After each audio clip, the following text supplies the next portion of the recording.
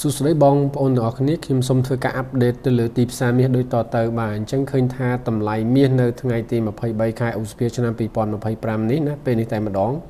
ឃើញថាថ្ងៃនេះតម្លៃមាសមានការហក់ឡើងថ្លៃដោយ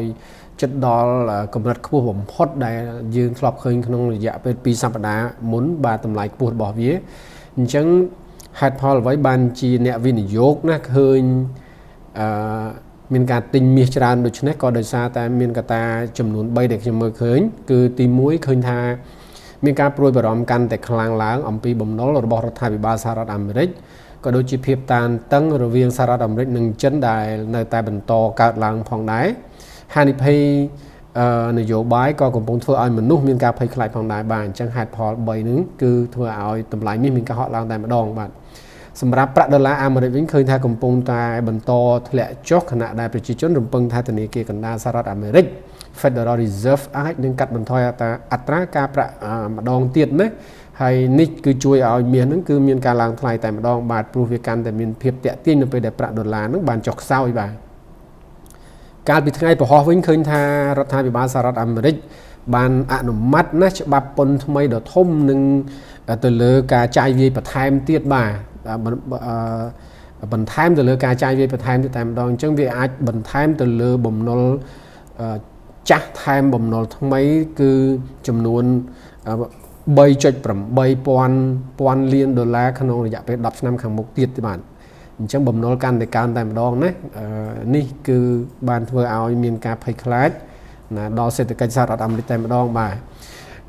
ទិន្នន័យសេដ្ឋកិច្ចវិញបានបង្ហាញពីភាពប្រសើរឡើងតិចតួចនៅក្នុងទីផ្សារការងារតែម្ដងទិន្នន័យដែលការចេញពីម្សិលមិញហ្នឹងបាទហើយសកម្មភាពអាជីវកម្មរបស់សហរដ្ឋអាមេរិកអីដែលផ្ដល់ការជំរុញរយៈពេលខ្លីដល់ប្រាក់ដុល្លារឃើញថា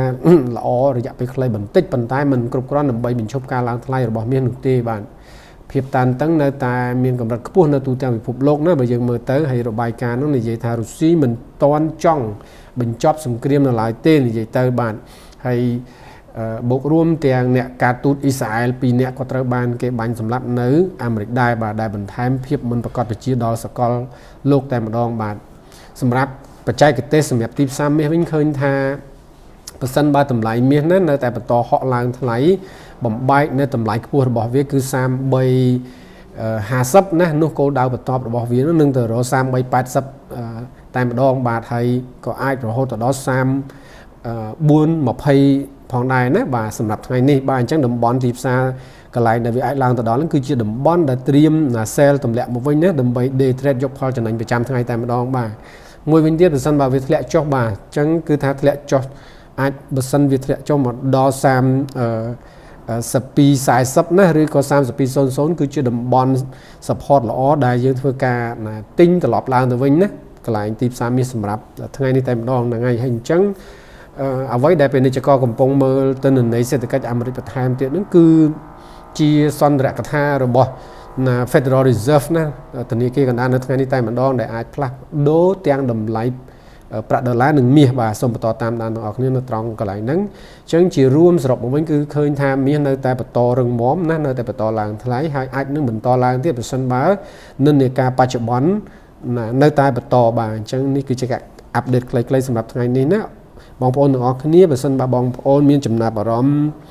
សូមបងប្អូនជួយ follow ហើយនឹងចុច subscribe បន្ថែមក៏ដូចជាចែករំលែកនៅព័ត៌មាននិងការវិភាគទីផ្សារមាសខ្លះៗនេះទៅដល់មិត្តភ័ក្តិទាំងអស់គ្នាឲ្យបានដឹងផងដែរបាទសូមអរគុណច្រើនបងប្អូនទាំងអស់គ្នាណាហើយសូមជូនពរឲ្យបងប្អូនទាំងអស់គ្នាចំណេញបានគ្រប់គ្នាបាទសូមអរគុណ